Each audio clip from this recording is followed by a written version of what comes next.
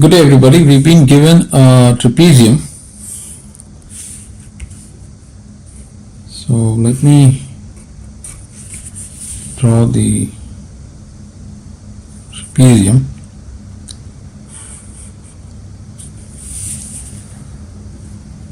So a trapezium will have two bases. So I'm going to take it as A, B, C, D, and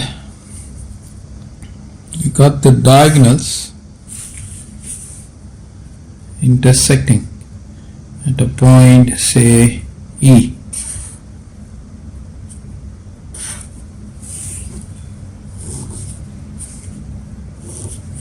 So this point is E. Now we've been given this to be as 7x negative 18. This is given to be as 2. This is given to be as x positive 3, and this is given to be as 2x negative 1. We are expected to find the length of the diagonals. Now this is a very important question, specifically if you are into high school, and not only that, if you are giving any competitive exams. Now, foremost, what we need to do is we need to make a following observation. Now at this particular edge, if I were to take this to be as some lowercase a, angle A, then this will also be angle A, right? Because they are alternating angles. So clearly you can write, since A is an alternating angle, and similarly if I were to take this angle as some lowercase b, then this will also be lowercase b, alternating angle. Now what I wish to do is we will consider triangle DEC. So I'm considering triangle DEC. This point is E, this point is D, this is 2x negative 1, and I got a B here, and I got a here. We consider triangle DEC and triangle BEA.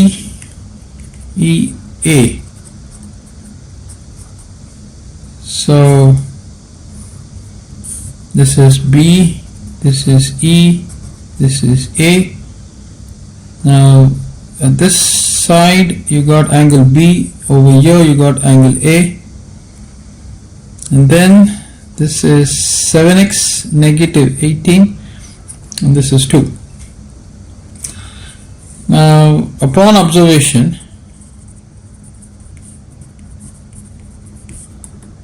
we see that angle at D is equal to angle at B, and angle at C is equal to angle at A. So this will mean angle at E will be equal to angle at E for triangle DEC will be equal to the angle at E for AEB or BEA, right? So by angle similarity,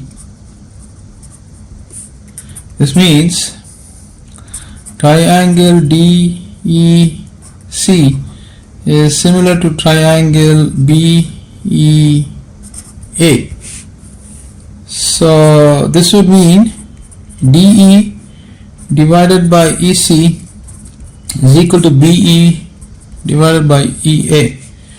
Now DE is 2x negative 1, EC is x positive 3, BE is 2 units, and EA is 7x negative 18. So we cross multiply these, and that would give me x positive 3 times 2 is equal to 2x negative 1 multiplied with 7x negative 18. Found the distribution. 2x into 7x, that's going to be 14x squared, then 2x into negative 18, that's going to be negative 36x, then this is negative 7x, and then this is positive 18, this is 2x plus 6. I can rewrite this as 14x squared. This is going to give me 43x. I bring this 2x here, and this is 18 negative 6 is equal to 0, which is 14x squared negative 45x positive 12 is equal to 0. So I'm going to use the quadratic formula. X is equal to negative b plus or minus root of b squared negative 4ac divided by 2 times a. So my a is 14, my b is negative 45, my c is 12.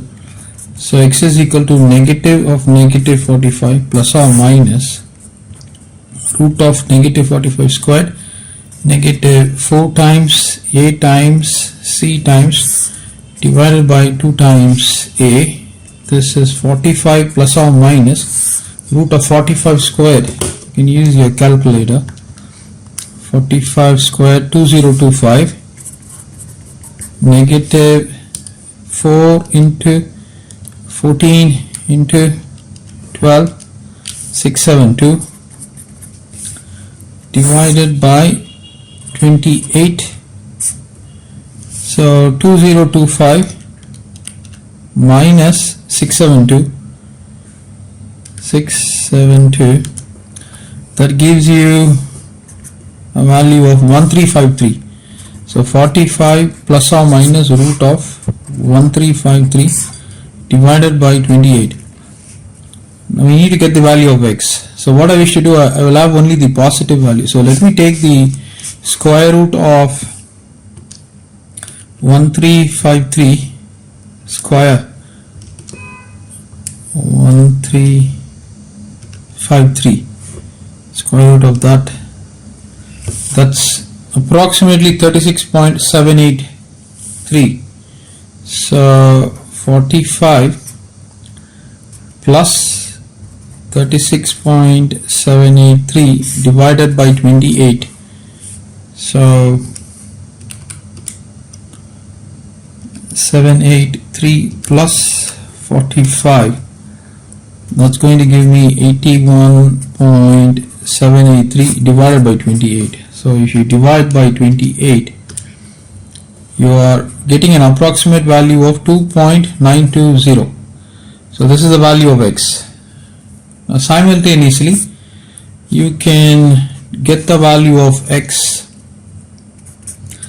when it is negative 36.783 divided by 28. So I will just perform my calculator is not in a position to perform this. So this is 36.783 10 39192 point, there's a 4 there, 8, so 8.213 divided by 28. So this is an approximate value for x. So two values we have got for x, and depending on your requirement you can make the choice, make the judgment. Now you might be wondering, what is this? We are getting a fractional quantities here. Is it possible? And in real life scenario, do we really encounter this situation? Now you have to understand that in the real life there are things which works and there are things which does not work. Now you have to be in a position to find out the things which don't work. So that is also a big science, right? So just because you're getting a complex number, when I say complex number, I'm not talking about the imaginary quantity and the real quantity. I'm talking about numbers which are fractional in nature. So that only goes to show that if we are encountering a system like this, then if we are erecting a structure, then we need to take two things into account. One, will the feasibility be there? Is it really feasible for us to be in a position to complete the project? That is one aspect. The next aspect is that the precision. How precise can we literally go in making sure that the structure is viable for the real life scenario? So it is imperative to understand that in the real life, approximation is a key element. We always don't see perfect things, so we also have to work with approximation. So just because you're getting a value like this, I don't think that such a situation will not exist in the field of architecture or engineering. They always exist, and that is why you see there is this tower, one leaning tower of Pisa or Pisa. I don't know how you pronounce this. You can pronounce it in the way that you want it to pronounce. Now this tower was actually constructed to be erect, right, like this. But apparently what happened? Due to some technical flaw, it actually got deviated at a certain angle, and even that deviation is not a perfect angle, right? It's a fractional. There is a fraction involved in that angle, and still now this tower is standing, right? So having mentioned that, we will move on to the next question. Thank you everybody. Like, share and subscribe.